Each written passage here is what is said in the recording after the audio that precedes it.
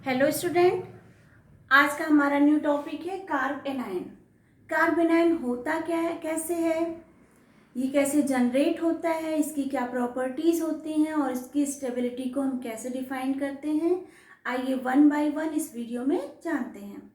तो carb anion वो स्पीसी है जब किसी कार्बन पे नेगेटिव चार्ज आ जाता है तो उसको हम क्या बोलते हैं, कार्ब एनायन। जैसे आपको कहीं लिखा हुआ दिखेगा कार्बन के पास नेगेटिव चार्ज, तो ये क्या होते हैं, ये कार्ब एनायन होते हैं।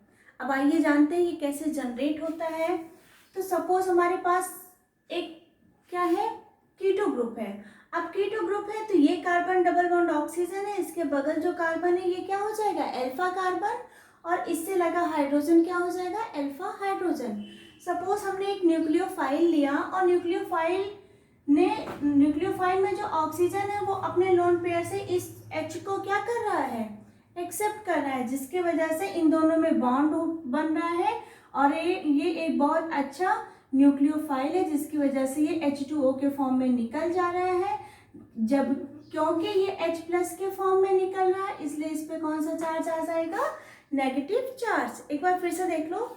सपोज हमारे पास कीटोनिक ग्रुप है, इस अल्फा कार्बन के पास जो अल्फा हाइड्रोजन है उस पे ये जो न्यूक्लियोफाइल है ये आके अटैक करेगा। जब अटैक करेगा तो इन दोनों में बॉन्डिंग बनेगी, जब बॉन्डिंग बनेगी तो ये क्या बन जाएगा, ये H2O मॉलिक्यूल बन जाएगा, जो कि बहुत ही अच्छा लिविंग ग्रुप है। तो ये क्या हो जाएगा, ये छोड़ के ये एज अ लिविंग ग्रुप निकल जाएगा। तो जब ये निकलेगा, क्योंकि ये इसके H प्लस को लेके निकल रहा है इसलिए इस कार्बन पे नेगेटिव चार्ज आ जाएगा। तो यहाँ जो नेगेटिव चार्ज आया है ये क्या है, ये कार्ब एनायन है। अब कार्ब एनायन होता क्या है, इसका ऑक्टेट क्या है, कंप्लीट है, क्योंकि ऑलरेडी इसने कार्ब एनायन, देखो ये वाली स्पीसी होती है, 3 बॉन्ड कार्बन ने बनाया और एक नेगेटिव चार्ज है, यहाँ भी 2 हाइड्रोजन होंगे अभी। तो ये क्या होता है बेटा, ये ऑक्टेट इनका कंप्लीट होता है, क्योंकि इनके ऊपर नेगेटिव चार्ज आ गया है इसलिए ये क्या है, इलेक्ट्रॉन रिच है। और दूसरा क्या है, अगर इनके साथ कोई इलेक्ट्रॉन विड्रॉइंग ग्रुप लगा दिया जाए तो ये इसकी स्टेबिलिटी को क्या करेंगे, बढ़ाएंगे। आइए अब हम जानते हैं इसकी स्टेबिलिटी, कौन कौन से फैक्टर इसकी स्टेबिलिटी को बढ़ा रहे हैं और कौन कौन से फैक्टर इसकी स्टेबिलिटी को घटा रहे हैं।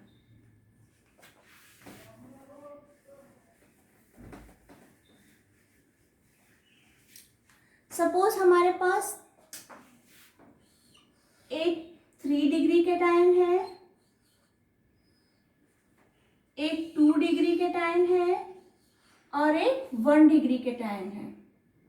ये 1 डिग्री है, ये 2 डिग्री है और ये 3 डिग्री है। बेटा अगर इसमें देखा जाए तो यहाँ पे एक ही इलेक्ट्रॉन डोनेटिंग ग्रुप है जो इस कार्बो एनायन को इलेक्ट्रॉन डोनेट कर रहा है। यहाँ पे एक ही ग्रुप लगा है जो इसको क्या कर रहा है, डोनेट कर रहा है, क्योंकि ये ऑलरेडी इलेक्ट्रॉन रिच है तो इसको बहुत ज़्यादा इलेक्ट्रॉनों की अब ज़रूरत नहीं है। अगर इसको कोई इलेक्ट्रॉन डोनेट करेगा तो ये इस स्पीसी को क्या करेगा, अनस्टेबल कर देगा।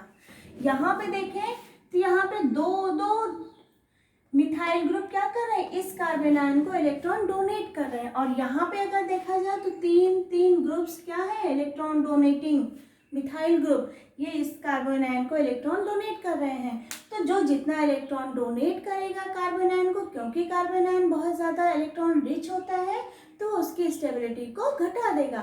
तो अगर इन तीनों में कंपेरिजन करें, सपोज ये A है, ये B है और ये C है, तो C वाला मोर स्टेबल होगा, उसके बाद B होगा और उसके बाद A होगा। A की स्टेबिलिटी क्यों घट रही है, क्योंकि इस पे ज़्यादा से ज़्यादा इलेक्ट्रॉन कौन सा ग्रुप लग रहा है, डोनेटिंग, जो इसमें और भी ज़्यादा इलेक्ट्रॉन डेंसिटी को इंक्रीज करवा रहे हैं और जिसकी वजह से ये क्या हो रहा है, ये अनस्टेबल हो रहा है। आइए कुछ और एग्जाम्पल्स के बारे में देखते हैं। सपोज हमारे पास एक बेंजीन रिंग है और यहाँ पे इस वाले कार्बन पे एक नेगेटिव चार्ज लगा है और एक हमने लिया कुछ इस तरह का, यहाँ पे एक नेगेटिव चार्ज लगा है प्लस, और एक हमने लिया एक ग्रुप ले सकते हैं हम, कौन सा ले लें, सेकेंडरी ले लेते हैं।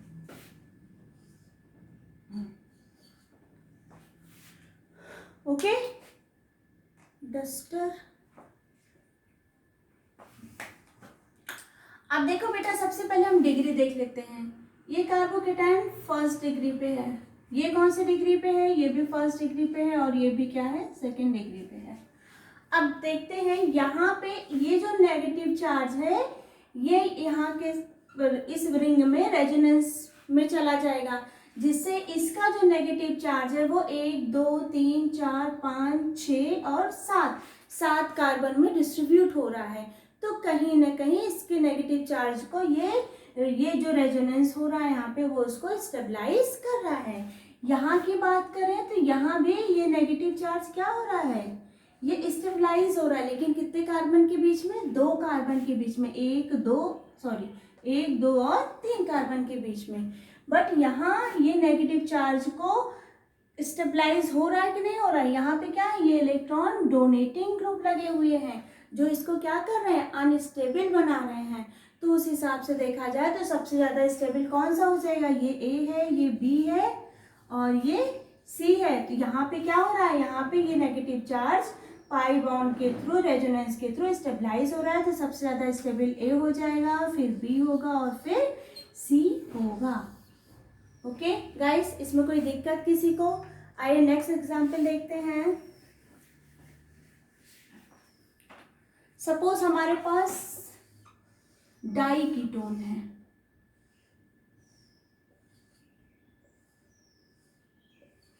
ओके, और एक हमने ले लिया, नेगेटिव चार्ज यहाँ रखते हैं, और एक हमने ले लिया कुछ इस तरह की स्पीसी,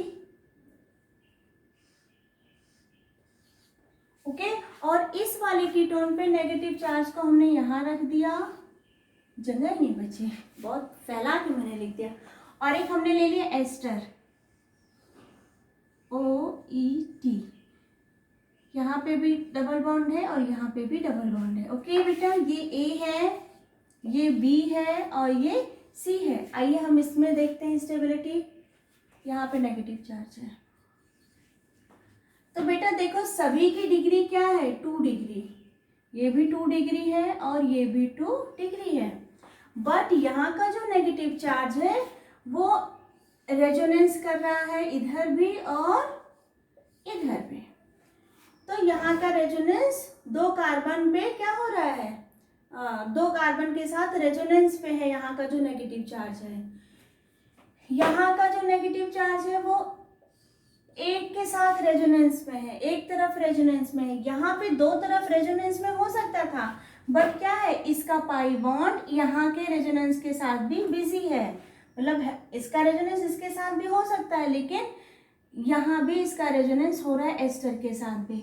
तो उस हिसाब से देखा जाए सबसे स्टेबल कौन सा हो जाएगा, ए, क्योंकि ये पूरी तरह से दोनों साइड से रेजोनेंस कर रहा है ये नेगेटिव चार्ज। उसके बाद कौन सा हो जाएगा, सी हो जाएगा, क्योंकि इसके साथ तो रेजोनेंस कर रहा है, साथ के साथ इसके साथ भी थोड़ा थोड़ा रेजोनेंस वो कर रहा है। और इसके बाद ये क्या हो जाएगा, बी हो जाएगा। तो ये है कार्बो एनायन की स्टेबिलिटी। आइए एक और एग्जांपल देखते हैं।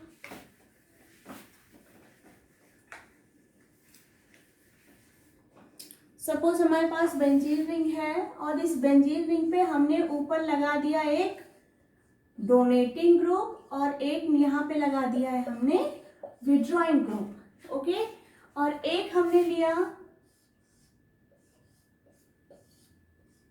डोनेटिंग ग्रुप लगा दिया है और डस्टर लेने,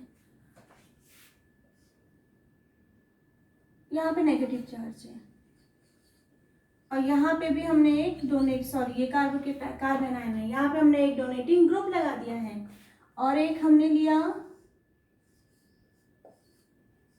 CH2, यहाँ पे तो रहेगा ही कार्बन आयन के फॉर्म में, और यहाँ पे हमने लगा लिया OCH3। अब आइए इसके उसके बारे में जानते हैं, इसमें कौन सा सबसे ज़्यादा स्टेबल होगा और कौन सा कम स्टेबल होगा।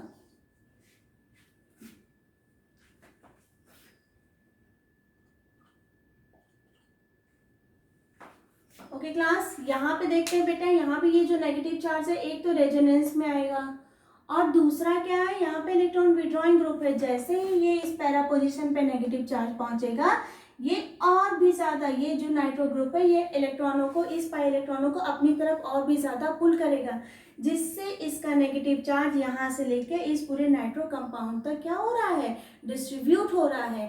तो ये क्या कर रहा है, इस नेगेटिव चार्ज को मोर एंड मोर स्टेबलाइज कर रहा है।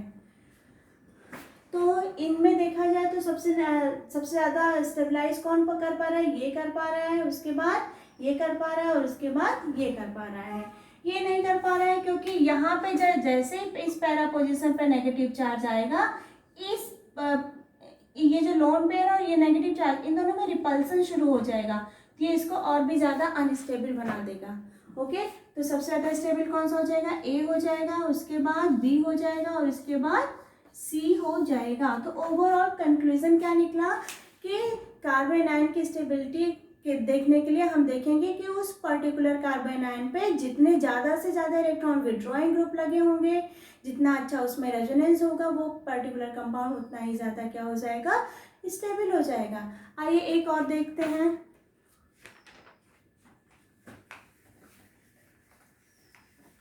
सपोज हमारे पास एक कुछ इस तरह की स्पीसी है, एक नेगेटिव चार्ज यहाँ पे है और एक नेगेटिव चार्ज हमने